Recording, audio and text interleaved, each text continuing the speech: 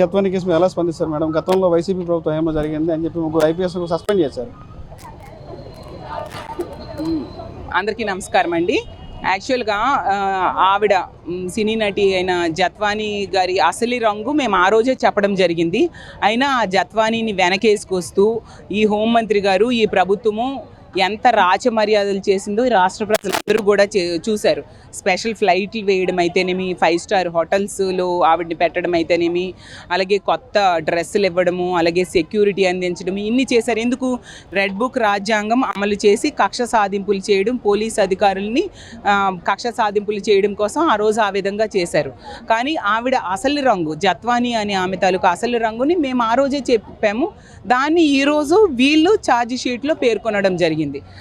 అంటే హోంమంత్రి గారికి ఈ రాష్ట్రంలో ఉన్న మహిళల భద్రత మీద ఎటువంటి శ్రద్ధ లేదు, మహిళల రక్షణ మీద ఎటువంటి శ్రద్ధ లేదు, ఎటువంటి చర్యలు తీసుకోరు. అక్కడెక్కడో ఉన్న పక్క రాష్ట్రంలో ఉన్న ఒక సినీ నటి, ఒక ఆర్టిస్ట్ కోసం అంతగా స్పందించిన ఆవిడ తన రాష్ట్రంలో ఉన్న మహిళల కోసం స్పందించరా అని నేను అడుగుతూ ఉన్నాను. అంటే ఎందుకంటే కక్ష సాధింపు చర్యలకు ఉపయోగపడతారు అనేసి ఆవిడని అంతగా హైలైట్ చేయడం జరిగింది. ఈరోజు అది తప్పు, ఆవిడ అసలు రంగు ఇది అనేసి మళ్ళీ వాళ్ళే ఛార్జ్ షీట్ వేసి చూపించిన పరిస్థితి కూడా మనం చూస్తూ ఉన్నాము. అసలు ఎంత దారుణమైన సంఘటనలు రాష్ట్రంలో జరుగుతున్నాయి. ఒక మహిళా హోంమంత్రి అయి కూడా స్పందించకపోవడం నిజంగా దారుణం. అసలు మనము అరాచక ఆంధ్రప్రదేశ్లో ఉండే పరిస్థితి చూస్తూ ఉన్నాము. ఒక ఆటవిక రాజ్యంలో జరిగినట్టుగా బట్టలు ఊడదీసి కొట్టారు అంటే ఒక మహిళను, ఎంతకంటే దారుణం, ఎంతకంటే సిగ్గుచేటు ఇంకేముంటుంది?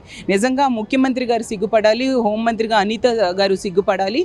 రాష్ట్రం పరువు పక్క రాష్ట్రాల్లో, దేశంలో పోయింది ఈరోజు. కాబట్టి ఇప్పటికైనా ప్రభుత్వం కళ్ళు తెరుచుకోవాలి, మహిళల రక్షణ మీద దృష్టి పెట్టాలి.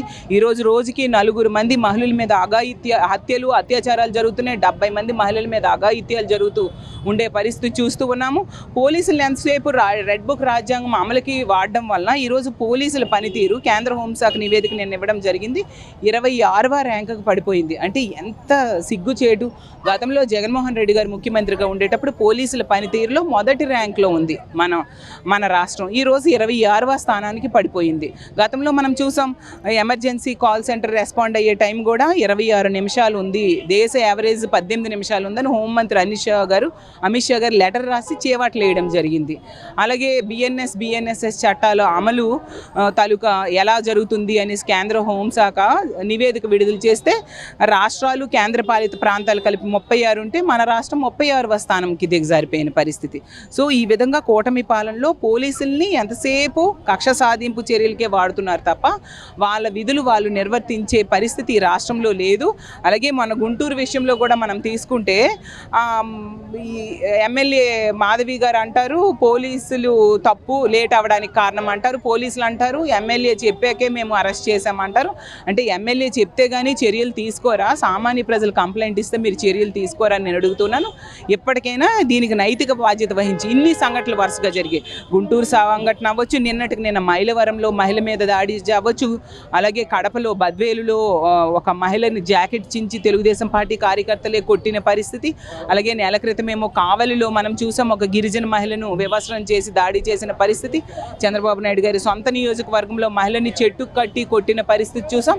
ఇవన్నిటికీ నైతిక బాధ్యత వహించి తన పాలనలో విఫలమైనందుకు హోంమంత్రి గారు రాజీనామా చేయాలి, చంద్రబాబు నాయుడు గారు క్షమాపణ మహిళా లోకానికి చెప్పాలని మేము డిమాండ్ చేస్తున్నాం. రాష్ట్రంలో మహిళా భద్రత గతంగా ఇప్పుడే బాగుందని టీడీపీ ప్రచారం చేస్తారు. ఎక్కడ సవాలు జరుగుతాయి, ఎక్కడ జరుగుతుందని వైసీపీ వాళ్ళు రోడ్ల మీద తిరుగుతున్నారని టీడీపీ చెప్తుంది.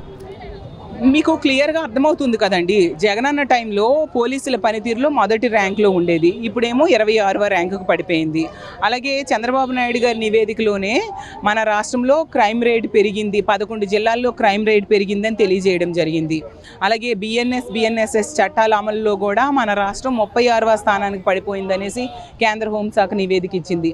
అదే ఎమర్జెన్సీ కాల్ రెస్పాండ్ అయ్యే టైం 26 నిమిషాలు ఈ కూటమి పాలనలో ఉంది. అదే జగన్మోహన్ రెడ్డి గారి టైంలో మనం తీసుకుంటే 4-5 నిమిషాల్లో పోలీసులు వచ్చి రక్షించే పరిస్థితి మనం చూసాం.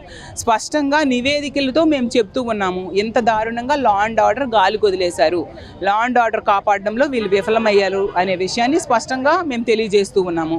వాళ్ళు వాళ్ళ చేతకానితనాన్ని, వాళ్ళ అసమర్థతను కప్పిపుచ్చుకోవడానికి ప్రతిపక్షం మీద అక్రమ కేసులు పెడుతూ అభాండాలు వేస్తూ కాలం వెళ్ళబుచ్చుతూ ఉండే పరిస్థితి మనం చూస్తూ ఉన్నాం.